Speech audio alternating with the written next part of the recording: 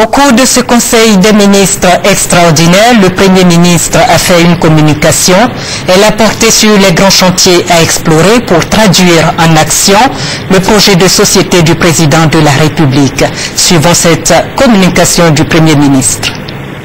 Excellence, Monsieur le Président de la République, Messieurs les ministres d'État, Mesdames et Messieurs les ministres, le 15 août dernier, Son Excellence le Président de la République autorisait les membres du gouvernement à prendre quelques jours de vacances après d'intenses moments de travail acharnés qui nous ont permis, entre autres activités, de valider le plan d'action des différents ministères ainsi que la charte d'éthique gouvernementale.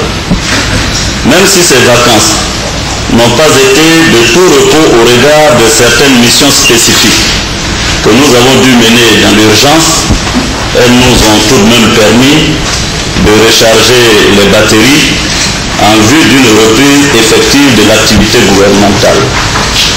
Nous nous retrouvons avec beaucoup de joie l'équipe gouvernementale au grand complet à la faveur du présent Conseil des ministres.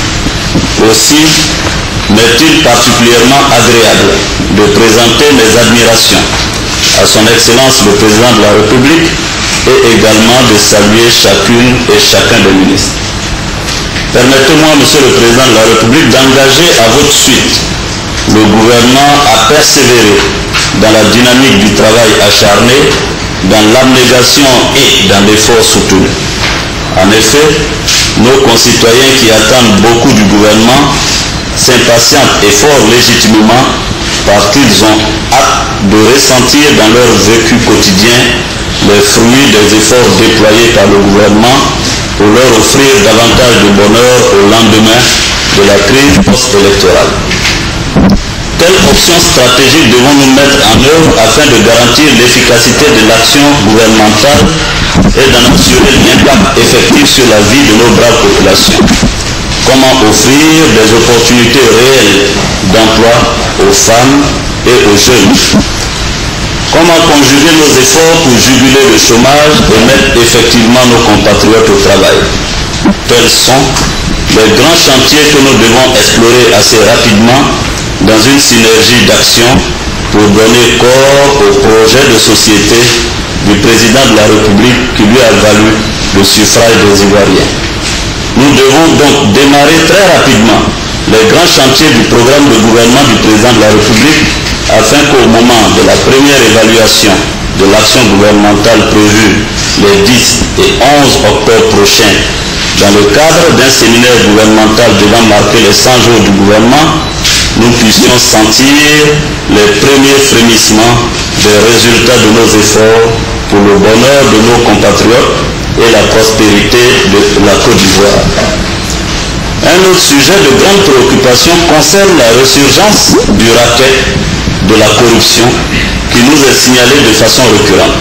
Cet état de fait, outre qu'il empoisonne l'environnement des affaires et le quotidien de nos concitoyens, est de nature à fragiliser l'équilibre social que nous sommes en train de bâtir après une si difficile crise.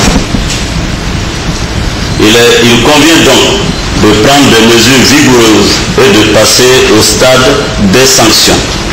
Monsieur le Président de la République, j'invite donc le ministre d'État, ministre de l'Intérieur et le ministre délégué à la Défense à présenter dans les plus brefs délais une communication en Conseil des ministres pour annoncer que des mesures punitives vont être prises à l'encontre des contrevenants. À leur suite, le chef d'état-major des armées, le commandant supérieur de la gendarmerie et le directeur général de la police devront prendre les dispositions pour que cesse l'impunité en la matière.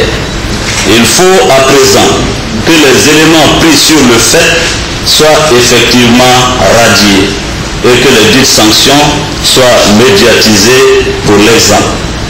Il nous revient par ailleurs que malgré les efforts déployés par les ministres en charge de la salubrité, de la construction, de l'assainissement, que nous félicitons au passage, les Ivoiriens n'intègrent toujours pas dans leurs habitudes et comportements les bons réflexes pour rendre la ville propre. les déversements de déchets sauvages continuent. En outre, les maires ne relaient pas suffisamment de notre point de vue les actions de salubrité qui sont menées. Par exemple, les décombres et gravats de destruction des constructions anarchiques ne sont pas ramassés. Il y a donc lieu de mener là aussi des actions vigoureuses à la fois de sensibilisation, de dissuasion et de sanction. Tels sont, Monsieur le Président de la République, Mesdames et Messieurs les ministres, les points sur lesquels il m'a paru important d'insister dans cette intervention. Je vous remercie.